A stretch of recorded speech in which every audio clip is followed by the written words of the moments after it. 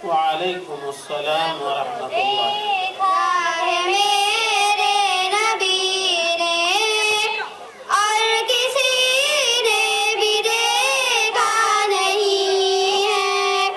सबको देखा है मेरे नबी ने और किसी ने भी देखा नहीं है। सबसे बड़ा है मेरे खुदा का और मोहम्मद से पर्दा नहीं है। रब को देखा है मेरे नबी ने और किसी ने भी देखा नहीं है। सबसे पर्दा है मेरे खुदा का और मोहम्मद से पर्दा नहीं है। लाए ईमान उमर जब नबी पर बोले आका के कदमों में जाकर। लाए ईमान उमर जब नबी पर बोले आका के कदमों में जाकर। मिल गया है मुझे कमली वाला, अब ज़माने की परवाह नहीं है। रब को देखा है मेरे नबी ने और किसी ने भी देखा नहीं है। सबसे बड़ा है मेरे खुदा का और मोहम्मद से पर्दा नहीं है। देख दीगर ज़ुलेखा नबी को, हुस्न यूसुफ पे हरगिज़ न मरती। देख दीगर ज़ुलेखा नबी को, हुस्न यूसुफ पे हरगिज़ न मरती। मेरे प्यारे नबी जैसा जलवा हुस्न यूसुफ ने पाया नहीं है। रब को देखा है मेरे नबी ने और किसी ने भी देखा नहीं है। सबसे बड़ा है मेरे खुदा का और मोहम्मद से पर्दा नहीं है। आपके जैसा अब तक जहां में मुस्तफा कोई आया नहीं है। आपके जैसा अब तक जहां में मुस्तफा कोई आया नहीं है। आए भी कैसे जब के खुदा ने कोई दूजा बनाया नहीं है। रब को देखा है मेरे नबी ने और किसी ने भी देखा नहीं है। सबसे बड़ा है मेरे खुदा का और मोहम्मद से पर्दा नहीं है।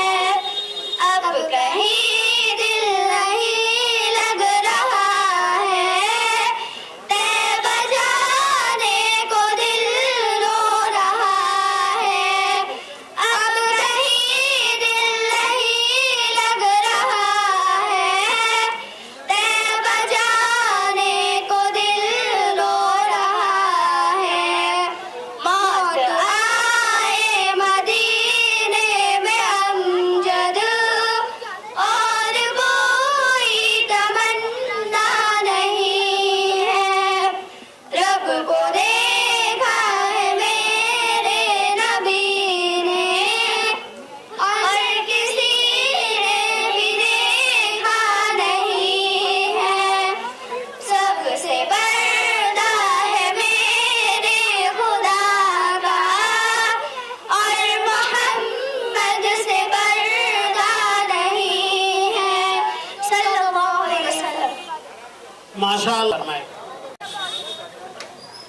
الشيطان الرجيم. بسم الله الرحمن الرحيم. إن للمتقين مفازا حدائق وأعنابا وكواعب أترابا وكأسا دهاقا لا يسمعون فيها لغوا ولا كذابا جزاء من ربك عطاء حسابا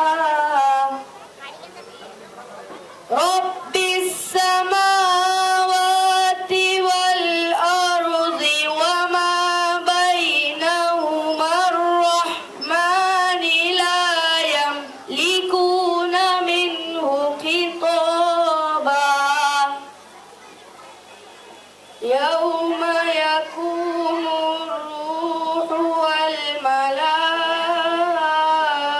والملائكة صفا يوم يقوم الروح والملائكة صفا لا يتكلمون إلا من أذن له الرحمن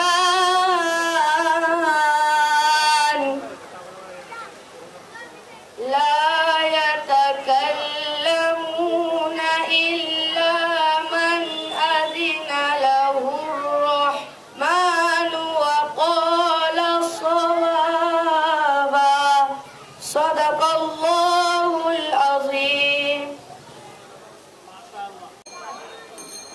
السلام عليكم ورحمة الله وبركاته. وعليكم السلام ورحمة الله وبركاته. हाल दिल किसको सुनाए आपके होते हुए क्यों किसी के दिल पे जाए क्यों किसी के दिल पे जाए आप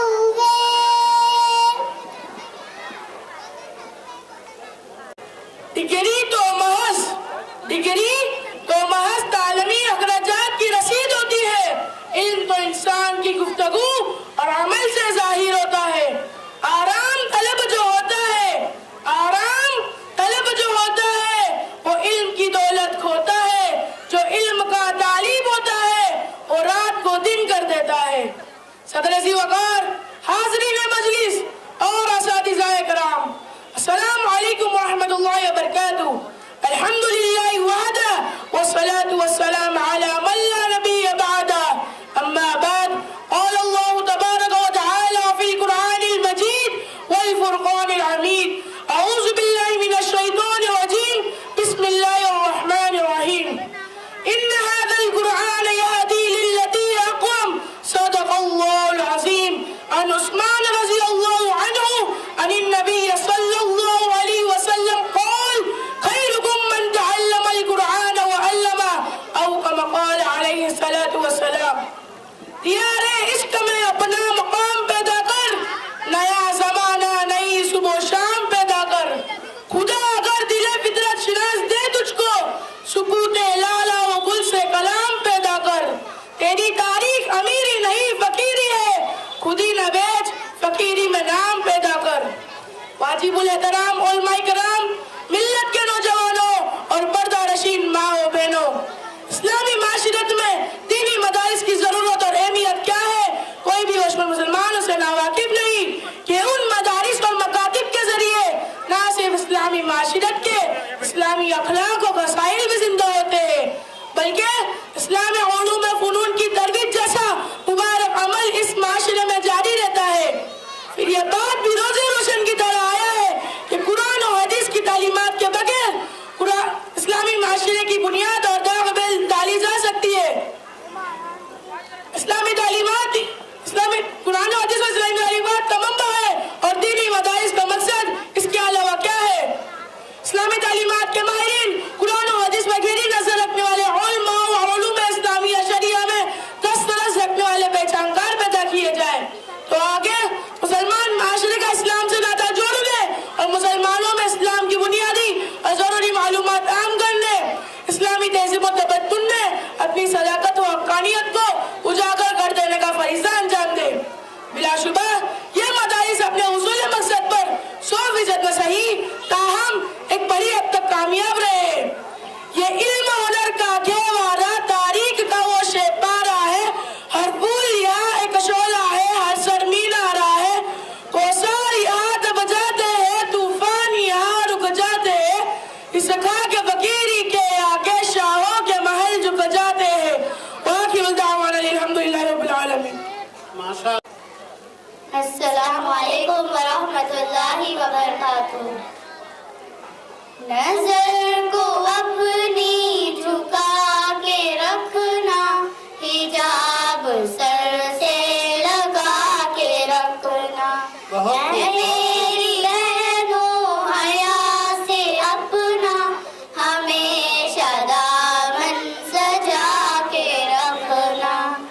नजर को अपनी झुका के रखना, हिजाब सर से लगा के रखना।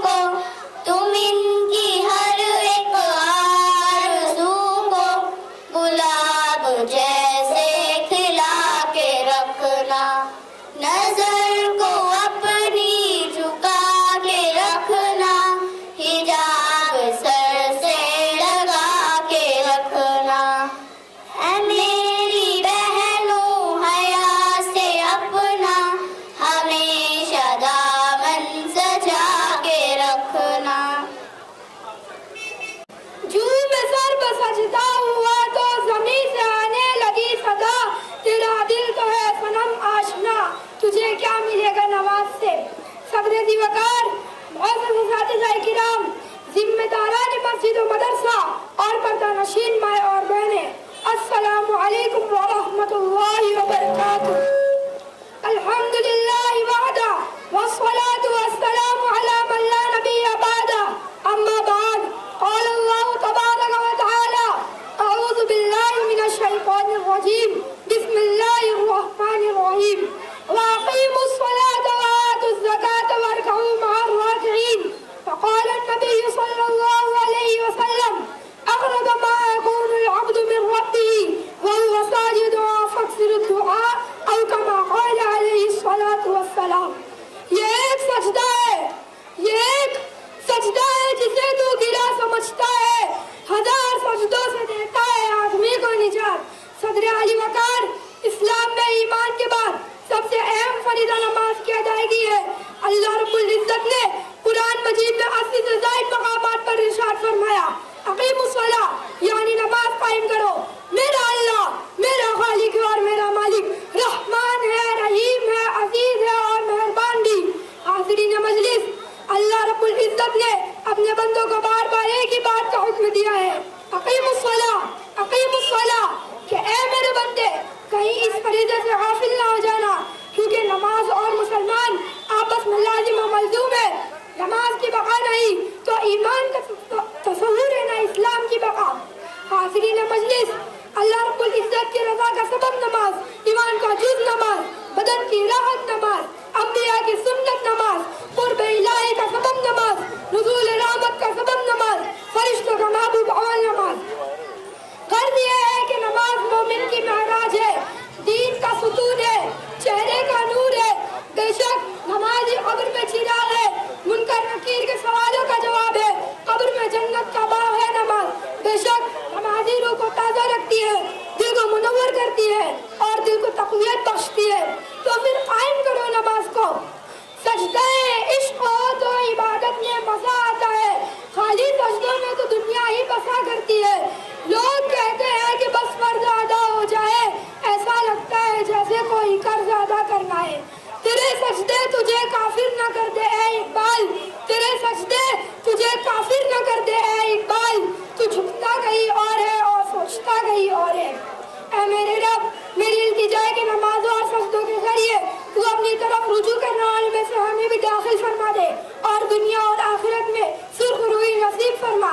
बस अपने किरदार का तू गाजी बन जा, जीत न पाए ऐसी बाजी बन जा, तोड़ने वाले खुद बनाए मस्जिदें अपनी, शर्त यह है कि पहले तू नमाजी बन जा। व आखिरु दअवाना अल्हम्दुलिल्लाहि रब्बिल आलमीन। माशाअल्लाह, बहुत खूब बेटा, अपना इनाम हासिल कर लो। बच्चे ने माशाअल्लाह नमाज के ताल्लुक से बड़ी अहम और जामे बातें पेश की हैं। अल्लाह पाक हम सबको 5 वक्ता नमाजों के एहतमाम की तौफीक अता फरमाए। अब इसके बाद एक मुकालमा पेश होगा। इस जो मुकालमे होते हैं उसके ज़रिए से सामईन को कुछ पैगाम देना मकसूद होता है। इस मदरसे के ज़रिए से, इस मुकालमे के ज़रिए से बताना मकसूद ये है कि मदरसों में तालीमी निज़ाम कैसा होना चाहिए, हमें अपने बच्चों के लिए किस तरह के मदरसों का इंतखाब करना चाहिए। और बच्चों से कुछ सवालात किए जाएंगे जिससे आपको ये भी समझ में आएगा कि मदरसों के अंदर तरीक़े तालीम और तरीक़े तदरीस क्या होता है, जिससे बच्चों के जहन में बात अच्छी तरीके से बैठ जाती है, रासिख हो जाती है, ताकि ये तरीक़ा ज़्यादा से ज़्यादा राइज हो और इस तरीक़े के ज़रिए से लोग बेहतरीन अंदाज में तलबा की तालीम और तदरीस का फरीज़ा अंजाम दें। तो अल्हम्दुलिल्लाह। वालेकुम अस्सलाम व रहमतुल्लाहि व बरकातुहू। नौफिल भाई, इस बच्चे को लेकर कहाँ जा रहे हो? मैं अपने बच्चे का मदरसा में दाखिला कराना चाहता हूँ, लेकिन कोई मदरसा ढंग का नजर नहीं आ रहा। क्या आपने मदरसा फुरकानिया का नाम सुना है? हाँ सुना तो है, लेकिन अब तक गया नहीं। तो नौफिल भाई, आप मदरसा फुरकानिया चले जाइए। क्यों भाई, मदरसा फुरकानिया में ऐसी क्या खुसूसियत है? सबसे पहले तो वहाँ तालीम मजबूत कराने की हर मुमकिन कोशिश की जाती है। दूसरी और दिल में उतरने वाली बात यह है कि वहाँ किसी भी मसलक या फिरके को प्रमोट नहीं किया जाता है। इस वजह से हर मसलक और हर फिरके के बच्चे यहाँ बिला झिझक तालीम हासिल कर सकते हैं। ये तो बड़ी अच्छी बात है। फिर तो मुझे अपने बच्चे का दाखिला इसी मदरसे में कराना चाहिए, क्योंकि मैं भी चाहता हूँ कि मेरे बच्चे इस मसलक की खोज से बाहर आकर जिंदगी बसर करें, क्योंकि मुसलमानों में नाइंतफाकी इन ठेकेदारों ने फैला रखी है। मैं अपने बच्चे को इस दलदल में फंसाना नहीं चाहता। हाँ, आपने बिल्कुल सच फरमाया। हमें जरूर इस मुसीबत से छुटकारा हासिल करना चाहिए। क्या आप मुझे उसका पता बता सकते हैं? हाँ, बिल्कुल मैं बताता हूँ, आप लिखिए। मदरसा फुरकानिया, हाँ, हरियाली विलेज, हाँ, ग्रुप नंबर 3, हाँ, रूम नंबर 3, हाँ, 3 नंबर पुलिस चौकी के पीछे। हाँ, आप चाहे तो पहले मौलाना साहब से मुलाकात करके मालूमात हासिल कर सकते हैं। क्या आप मेरे साथ चलकर मौलाना से मुलाकात करा सकते हैं? हाँ हाँ, खैर के काम में देर किस बात की, चलिए चलते हैं। अस्सलामु अलैकुम वरहमतुल्लाहि वबरकातुहू। वालेकुम अस्सलाम वरहमतुल्लाहि वबरकातुहू। मौलाना साहब, ये हमारे नौफिल भाई है। इन्हें अपने बच्चे का दाखिला मदरसे में कराने के मुताबिक कुछ मालूमात हासिल करना है। अस्सलामु अलैकुम वरहमतुल्लाहि वबरकातुहू। वालेकुम अस्सलाम वरहमतुल्लाहि वबरकातुहू। पूछिए नौफिल भाई, क्या पूछना चाहते हैं? पहले तो मुझे यहाँ के तालीम के मुतालिक कुछ बच्चों के जरिए बताइए, क्या क्या पढ़ाया जाता है? ये तो बच्चियाँ बड़ी क्लास की है। चलो बेटा मारवा, आपसे उर्फ शनासी के मुतालिक सवाल करूंगा, बताओ।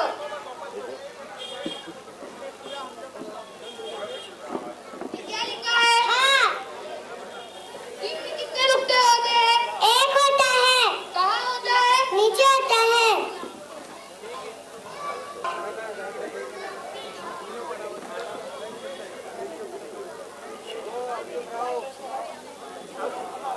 तो क्या बनता है? हाँ बनता है।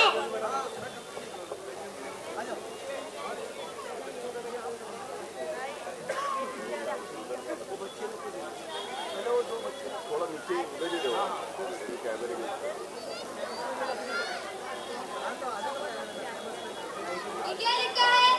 ता, इसके ऊपर एक नुक्ता बना दो तो क्या बनता है? सा बनता है।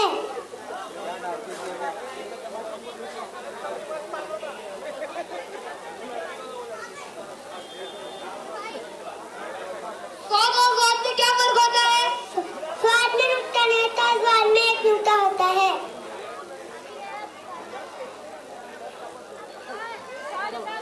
ये क्या लिखा है? लो, इसके ऊपर एक नुक्ता बना दो तो क्या बनता है? सा बनता है। वाह, माशाल्लाह, इतनी सी बच्ची इतना बड़ा जवाब दे देती है।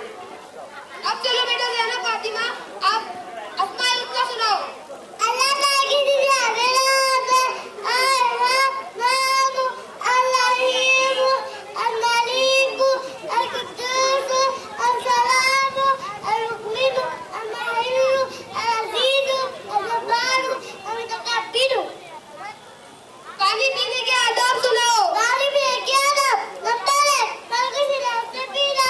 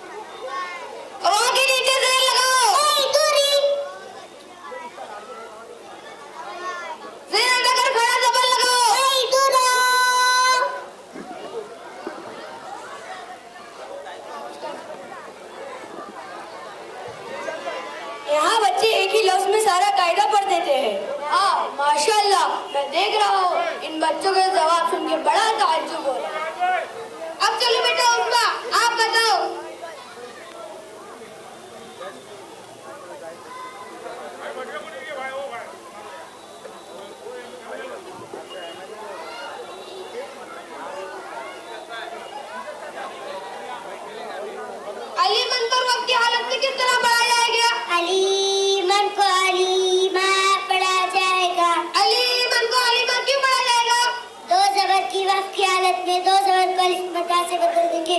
इसके अली मन को अलीमा पड़ा जाएगा।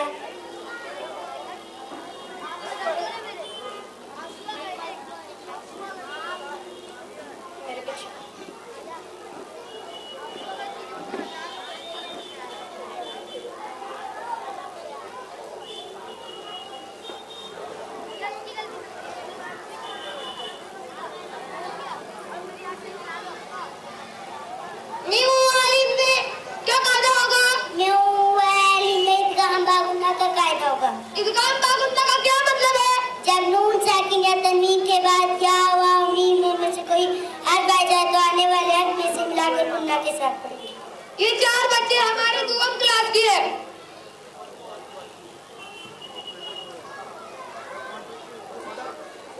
ये 4 बच्चे हमारे दुआम क्लास के हैं। चलो बेटा जैद आप मुझे वजू के फराइज सुनाओ। वजू के 4 फराइज है। नंबर 1, पेशानी के बालों से टोटी के नीचे तक एक कंकलियों से दूसरे कंकलियों तक पूरा चेहरा धोना। नंबर 2, दोनों हाथ कोनों समेत धोना। नंबर 3, चौथाई सरकवा से करना। नंबर 4, दोनों पैर टखनों समेत धोना। अब चलो बेटा माविया आप गुस्ल के फराइज सुनाओ। गुस्ल के फराइज 3 है। नंबर 1, मुंह भरकर कुल्ली करना।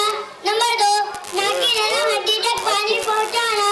नंबर 3, पूरे बदन पर इस तरह पानी बहाना कि एक बाल बराबर जगह खुश्क ना रहे। अब बेटा अब्दुल समद आप शराई का नमाज सुनाओ। शराई का नमाज 7 है। नंबर 1, बदन का पाक होना। नंबर 2, कपड़ों का पाक होना। नंबर 3, जगह का पाक होना। नंबर 4, सतर का छुपाना। नंबर 5, नमाज का वक्त होना। नंबर 6, किबला की तरफ मुंह करना। नंबर 7, नियत करना। माशाअल्लाह। अब चलो बेटा अब्दुल हक आप अरकान नमाज सुनाओ।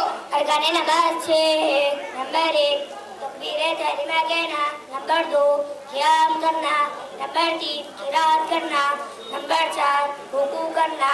नंबर 5, दोनों सजदे करना। नंबर 6, कायदा खीरा कहना। वाह माशाअल्लाह। मौलाना साहब आपकी बड़ी क्लास में सिलेबस क्या है? हमारे मदरसे में सिर्फ बच्चों को कुरान सेहत के साथ पढ़ना और मसाइल के लाइन से नमाज, रोजा, ज़कात के जरूरी मसाइल याद कराए जाते हैं, जिसमें वज़ू के फर्ज, सुन्नतें, मुस्ताहबात, मकरूहात, नमाज के फर्ज, वाजिबात, मुफ्तदात और रोजा किन चीजों से टूटता है, किन चीजों से कज़ा होता है और किन से कफ़ारा आता है और किन चीजों में ज़कात वाजिब होती है, किन चीजों में नहीं, वगैरह वगैरह। मौलाना साहब मैं आपके मदरसे की तालीम से बहुत मुतासिर हुआ, लेकिन मुझे एक प्रॉब्लम है। जिस फिरका परस्ती पे जिंदगी गुजर रही है मेरे बच्चे उससे दूर रहे। बहुत खूब, आपने तो जैसे मेरी मुंह की बात ही छीनी। हमारे मदरसे में इन चीजों का कभी तज़किरा भी नहीं किया जाता और ना कोई ऐसा बयान किया जाता जिसमें हल्का सा भी फिरका परस्ती की बात जाहिर होती हो। हमारा मकसद सिर्फ बच्चों को सही तालीम देना और हलाल हराम से वाकिफ कराना और ईमान में किन चीजों से गड़बड़ी पैदा होती है ये सिर्फ बुनियादी बातें बताई जाती है। मौलाना साहब मैं आपके काम काज से बहुत मुतासिर हुआ।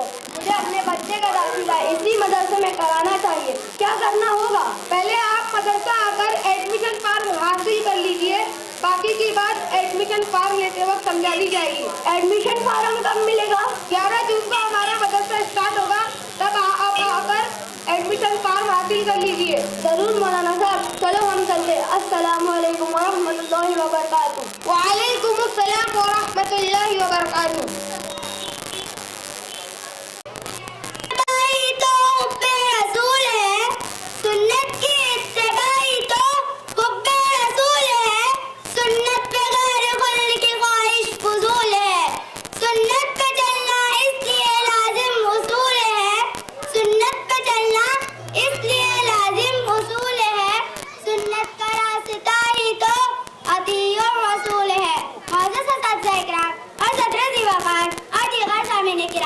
अस्सलामु अलैकुम व रहमतुल्लाहि व बरकातुहू। अल्हम्दुलिल्लाहि रब्बिल आलमीन वस्सलातु वस्सलामु अला सय्यिदिल मुरसलीन व अला आलिहि व अस्हाबिहि अजमईन। अम्मा बाद, क़ाल अल्लाहु तबारक व तआला अऊज़ु बिल्लाहि मिनश शैतानिर रजीम। बिस्मिल्लाहिर रहमानिर रहीम। वमा अर्सलनाका इल्ला काफ़्फ़तल लिन्नासि बशीरन व नज़ीरा। वक़ाल फ़ी मौज़िअ आख़र मन युति'ir रसूल फ़क़द अता अल्लाह, सदक़ल्लाहुल अज़ीम। मशाल सीरत सरकार जला रखी है, मशाल सीरत सरकार जला रखी है, शर्त हमने भी हवाओं से लगा रखी है। मैं ज़माने के उसूलों की तरफ क्या देखूं, मैं ज़माने के उसूलों की तरफ क्या देखूं, सामने सीरत महबूब खुदा रखी है। मुअज़्ज़ज़ सामीन इकराम, इस्लाम में इताअत रसूल महज एक हुक्म नहीं बल्कि ईमान वाले की नजात और कामयाबी का ज़ामिन है। इताअत का मतलब यह हरगिज़ नहीं कि हम नबी के नाम के चंद नारे मार दे, उनके नाम के आगे सिर्फ दुरूद शरीफ का विर्द कर दे, बल्कि हमारी जिंदगी का हर पहलू, चाहे फिर इबादत हो या मामलात, माशरत हो या अखलाकियात, सुन्नत और इताअत से मुज़य्यन हो। इसलिए प्यारा आका ताजदार मदीना की इताअत में दुनिया और आखिरत की कामयाबी का राज है। कुरान करीम में कई जगहों पर इताअत रसूल की ताकीद वार हुई है। फरमाने खुदा है, मा आताकुमुर रसूल फखुदूहु व मा नहाकुम अन्हु फंतहू। इस आयत की रूह से देखे तो मालूम होता है जिंदगी का कोई काम करना है तो भी इताअत जरूरी है और किसी काम से बचना है तो भी इताअत जरूरी है। तकमीले मारिफत है मोहब्बत रसूल की, तकमीले मारिफत है मोहब्बत रसूल की, है बंदगी खुदा की इताअत रसूल की। अब तर्ज़े जिंदगी तो जरा बदल के देख, अब तर्ज़े जिंदगी तो जरा बदल के देख, तू सुन्नते रसूल के साँचे में जरा ढल के तो देख। सुन्नी वही है जो करे इताअत रसूल की, सुन्नी वही है जो करे इताअत रसूल की, होगी उसके हक में शफाअत रसूल की। इताअत रसूल का तकाज़ा है कि हम अपने अक़ाइद हो या इबादत, मामलात हो या माशरत और अखलाक, जिंदगी का हर गोशा इताअत रसूल से मुज़य्यन हो। इसलिए कुरान हमें बार बार ताकीद करता है, या अय्युहल्लज़ीना आमनू अतीउल्लाह व अतीउर रसूल। कुरान मजीद में एक और जगह है, मन युतिउर रसूल फ़क़द अता अल्लाह। हदीस मुबारक में मन अताअनी फ़क़द अता अल्लाह। कुरान और हदीस का मुताला करने पर यह बात रोज़े रोशन की तरह आया है कि दुनियावी और आखिरवी कामयाबी के लिए इताअत रसूल इतनी जरूरी है जितना जिंदगी के लिए हवा और सांस की जरूरत है। इसी को शायर ने अपने अशआर में बयान किया है, नक्शे कदम नबी के है जन्नत के रास्ते, नक्शे कदम नबी के है जन्नत के रास्ते, अल्लाह से मिलाते हैं सुन्नत के रास्ते। वाखिर दावाना अल्हम्दुलिल्लाहि रब्बिल आलमीन। अऊज़ु बिल्लाहि मिनश शैतानिर रजीम, बिस्मिल्लाहिर रहमानिर रहीम, तब्बत यदा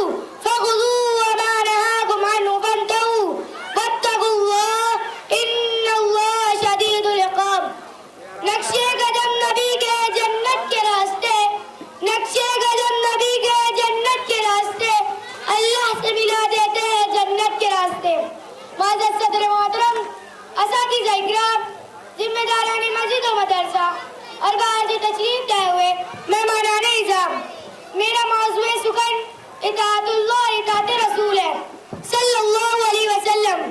बड़े दर्द के साथ आप हजरत को गोशगुजार करना चाहती हूँ कि आज माशरे में बहुत सी खुराफात ऐसी दाखिल हो गई है जिसका दीन और शरीयत से दूर तक का कोई वास्ता नहीं। इन्हीं खुराफात में से एक बहुत ही आम है जिसे सालगिरह यानी बर्थडे पार्टी मनाना कहते हैं।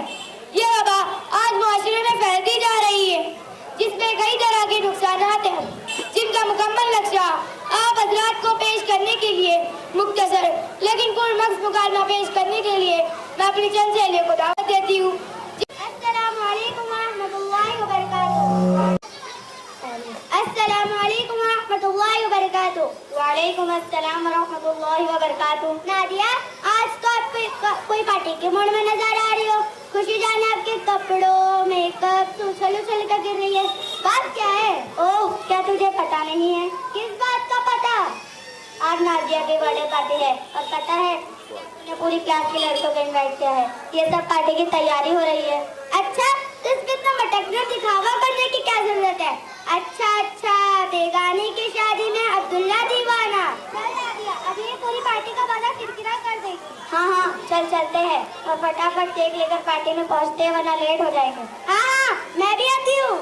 नहीं, तेरे आने की कोई जरूरत नहीं, हम चल केक कर लेंगे वरना पूरी पार्टी खराब कर देगी।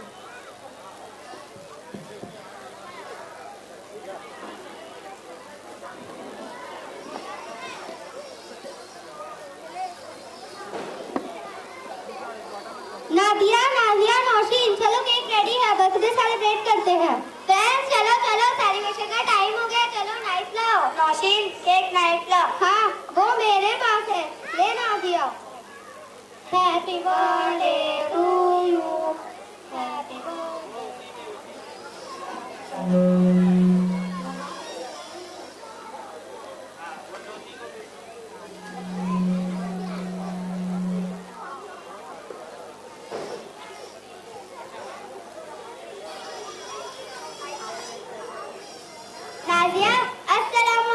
वालेकुम अस्सलाम। क्यों बहन, आज तो तुम्हारी खुशी बहुत नुमाया नजर आती है। हाँ सादिया, आज जो मेरी बर्थडे पार्टी है ना, इसीलिए आज तो मन करता है कि बर्थडे को जी भर कर सेलिब्रेट करूं। इसीलिए तो ट्रेडिशनल ड्रेस पहनी हूँ। और देख, सफा, नादिया और नौशीन भी है।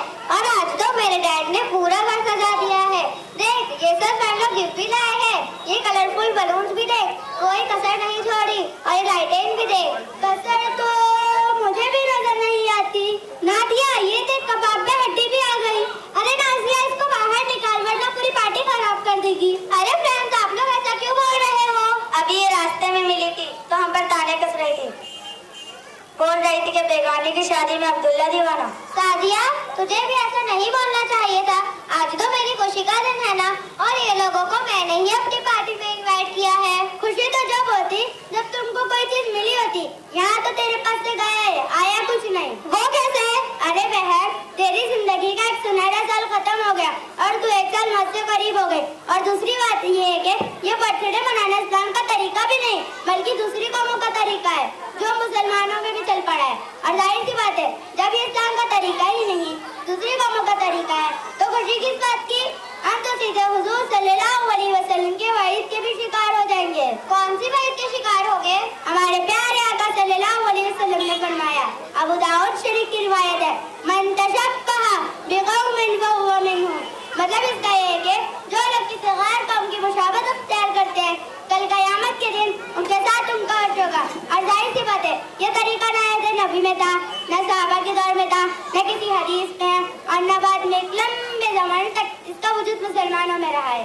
जब ये इस्लाम का तरीका ही नहीं तो मुसलमानों में कहाँ से आया? ये बात तो वाज़ेह हो गई कि इस्लाम का तरीका ही नहीं तो आया कहाँ से? तो इसके ज़िम्ने में मैं बताती चलूँ कि या तो ये तरीका फिरौन मिस्र के रसूमात से लाया गया है। फिरौन मिस्र की दौर हुकूमत में फिरौन मिस्र की सालगिरह मनाने का खुसूसी रिवाज था, या फिर ये क्रिश्चियनिटी का तौर तरीके। तो सबसे पहले रोम में मोहब्बत ईसा अलैहिस्सलाम में सबसे पहले सन ईस्वी 336 में शुरू हुआ। फिर मुस्तकिल 25 दिसंबर को हज़रत ईसा अलैहिस्सलाम की सालगिरह के तौर पर मनाया जाने लगा, जो धीरे धीरे पूरी क्रिश्चियनिटी पे फैलता गया और यूरोप, यूनान और दीगर मगरबी मुल्कों ने इसे अपना खानदानी अपराध सालगिरह की बतौर एक त्योहार मनाना शुरू कर दिया। और मेरी बहन, आज कातिल अपने हर दौर गरीब को इंटरनेट पे फैलाने के लिए यूट्यूब, फेसबुक, इंस्टाग्राम पर अपने सेलिब्रेशन की वीडियो अपलोड करता है और मुझे और आपको इस सेलिब्रेशन में शामिल होने की दावत देता है। इसी तरह से मुसलमान कौम और दीगर अक़वाम को इसमें शामिल कर लिया और हमने भी ऐसे फजूल काम वहीं से सीखे। जब सारी दुनिया बर्थडे सेलिब्रेट करती है और मुसलमान भी करते हैं, अगर हम भी करें तो इसमें क्या बुराई है? इसमें बुराई तो वही है जो काम गैर लोग करते हैं वही मुसलमान करते हैं। तो इसकी मुशाबत इस कौम के साथ हो गई जिससे बचना जरूरी है। और हमारे लिए तो बस इतना काफी है कि हमारा अपना आइडियल फखरे मौजूदात सरवर कौनैन सल्लल्लाहु अलैहि वसल्लम की जात है। इसके मुताल्लिक अल्लाह ताला का फरमान है, मा आताकुम रसूल फखुज़ूहु व मा नहाकुम अन्हु फंतहू। इस आयत शरीफ का मतलब ये है कि जो तौर तरीके नबी से मिले उसे ले लो और जिन चीजों से नबी रोके उससे रुक जाओ। और हमारे लिए तो अल्लाह ताला ने दीन इस्लाम को पसंद किया है। फरमाने खुदा है, इन्ना दीन इंदल्लाहिल इस्लाम। मतलब इसका ये है कि अल्लाह ताला के नजदीक दीन इस्लाम पसंदीदा है। तो हम दूसरी कौमों को क्यों अपनाएं जिसमें सुन्नत और शरीयत दोनों की मुखालफत होती हो? खुशी मनाना बुरा नहीं, लेकिन अगर वो खुशी अल्लाह और उसके रसूल की नाराजगी का सबब है तो उसका बचना लाजमी और जरूरी है। तो आप सही कह रही हैं। और मेरी बहन, ये एक फजूल काम है। जब काम फजूल है तो इसके पीछे खर्च होने वाला रुपया पैसा सब फजूल खर्ची में दाखिल है। और फजूल खर्ची करने वाले के बारे में अल्लाह ताला का फरमान है, इन्नल मुबद्दिरीन कानू इख्वान अश-शयातीन। मतलब इसका ये है कि जो इस आयत शरीफ के हिसाब से हम भी फजूल खर्च करते हैं तो हम भी शैतान के भाईबंद हो गए। अब बताओ, इस तरह की पार्टियों से बचना जरूरी है नहीं? सच कहूँ तो अल्लाह ताला ने मुसलमानों को 2 दिन खुशी के इज़हार के लिए दिए, लेकिन वो 2 दिन में भी शरीयत की हुदूद में रहकर खुशी बनाने का हुक्म दिया गया। तो इस तरह की पार्टियों जिसमें खुल्लम खुल्ला शरीयत की मुखालफत होती हो किस तरह दुरुस्त हो सकता है? माशाअल्लाह सादिया आपा, आपने बहुत अच्छी तरह मुझे दलीलों से समझाया। मैं आइंदा वादा करती हूँ कि कोई भी खुशी अल्लाह के हुक्मों को तोड़कर नहीं मनाऊंगी। आपका बहुत बहुत शुक्रिया। बहन, हम भी आपसे अपनी बदतमीजी के लिए माफी चाहते हैं, हमें माफ फरमा दो। कोई बात नहीं मेरी बहन, दीन के नागवारी बर्दाश्त करना दीन इस्लाम का एक हिस्सा है। मेरी प्यारी बहनों, इसके जिम्मे में मैं बताती चलूं, जब हमारे घरों में ऐसे सेलिब्रेशन होते हैं तो अपनी तरफ से जवाब पैदा करने के लिए यूँ कहा जाता है कि तो बच्चों की खुशी के वास्ते। ये जुमले बहुत खतरनाक है क्योंकि यही बच्चे कल बड़े होंगे और इनकी जिंदगियों से वही टपकेगा जो इन्हें सिखाया और बताया जा रहा है। इसलिए बच्चों को बचपन में ही सुन्नत और शरीयत का ऐसा वफादार बनाए कि दुनिया उनकी दीनदारी पर रश्क करे। अस्सलामु अलैकुम वरहमतुल्लाहि वबरकातुहू। वालेकुम अस्सलाम वरहमतुल्लाहि वबरकातुहू। बिस्ता सुबह दरख्शा जिन्नो मलाइक इंसान है वाह अल्लाह अल्लाह सुभान अल्लाह सुभान अल्लाह सुभान अल्लाह। सहने गुलिस्ता की हरियाली पत्ता पत्ता डाली डाली उमरी बुलबुल बुलची माँ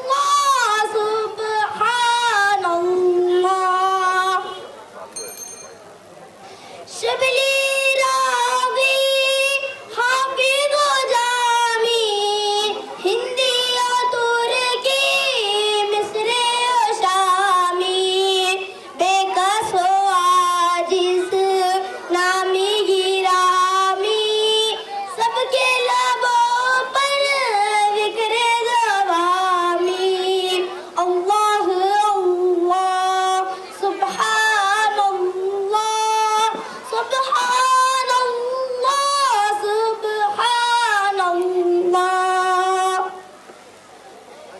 बज़्म है उसकी बज़्म हस्ती उसकी बुलंदी उसकी पस्ती दिन है उसकी कैफो मस्ती जिक्र है उसका बस्ती बस्ती अल्लाह अल्लाह सुब्हान अल्लाह सुब्हान अल्लाह सुब्हान अल्लाह अस्सलामु अलैकुम व रहमतुल्लाहि व बरकातुहू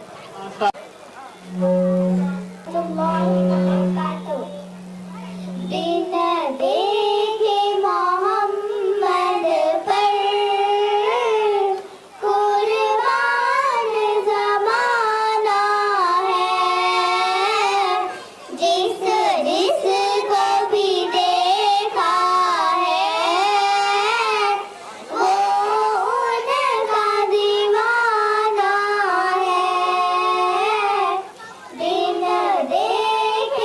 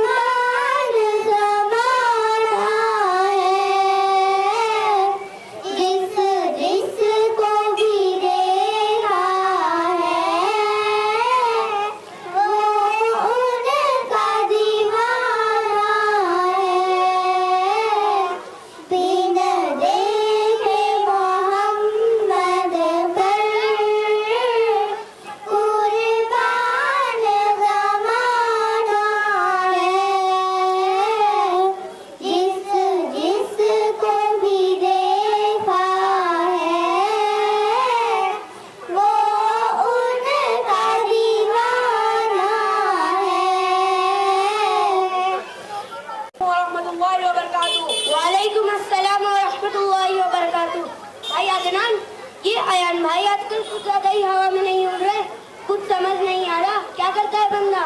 कोई लॉटरी विटरी लगी है क्या? हाँ भाई, इसके बारे में तहकीक करनी पड़ेगी। एकदम अचानक इतनी तेजी हजम नहीं हो रही। कल तक तो मामला कुछ और था। अनस भाई से मालूम करना पड़ेगा, उनको कोई ना कोई मालूमात जरूर होगी। हाँ ये सही है, चलो उनको जाकर पूछते हैं। देखो अनस भाई भी आ गए। अनस भाई, हमें एक बात मालूम करनी है। ये आन भाई पर आजकल अल्लाह ताला बहुत मेहरबान है, समझ नहीं आ रहा भाई। अरे भाई क्यों इन फालतू चीजों के पीछे पड़े हो? नहीं यार, हम इसलिए मालूम करना चाहते हैं कि कहीं उल्टी सीधी लाइन में तो नहीं लग गया।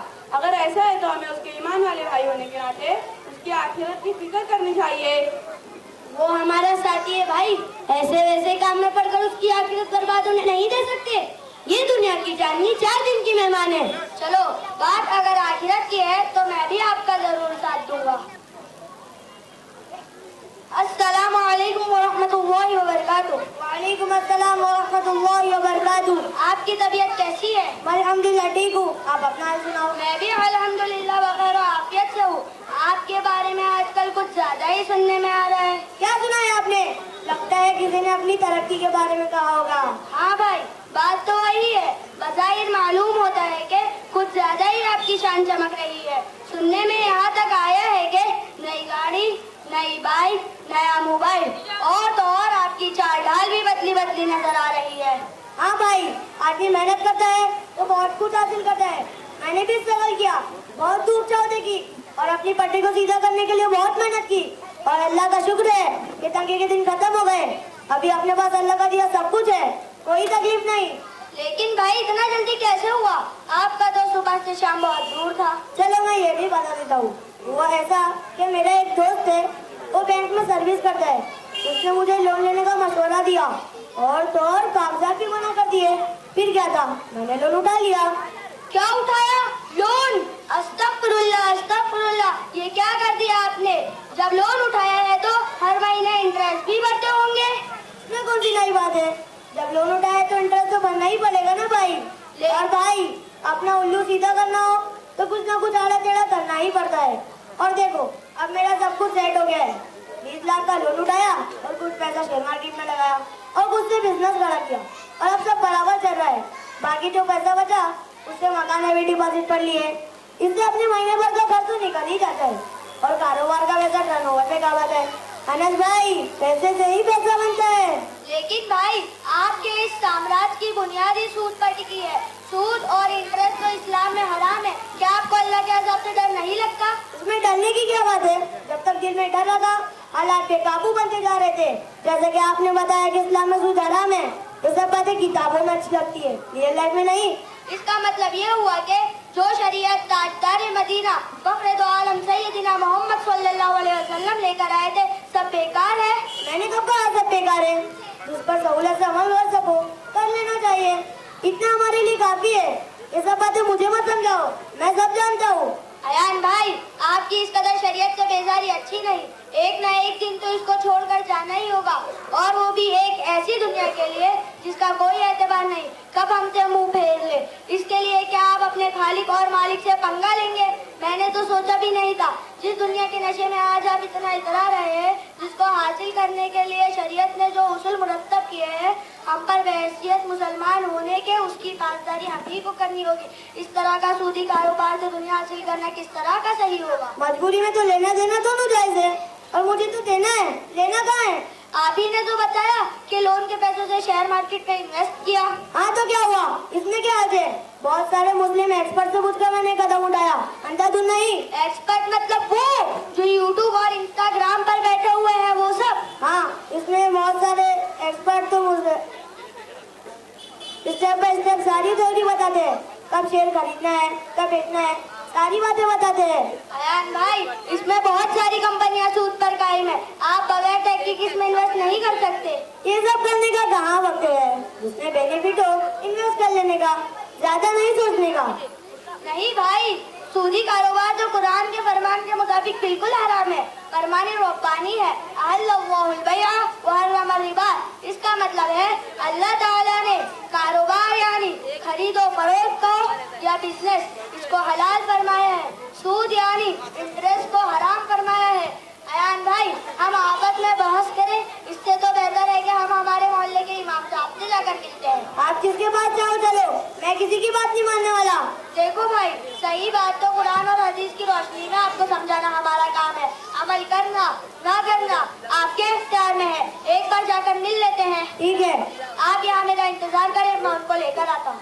अस्सलामु अलैकुम वरहमतुल्लाहि वबरकातुहू। मौलाना साहब। वालेकुम अस्सलाम वरहमतुल्लाहि वबरकातुहू। मौलाना साहब, ये हमारे अयान भाई है जिन्होंने तरक्की के चक्कर में सूदी कारोबार शुरू कर दिया। मैंने हर चंद समझाने की कोशिश की, लेकिन बात नहीं बन पाई। आगे चलकर उनको कुरान और हदीस की रोशनी में समझाए।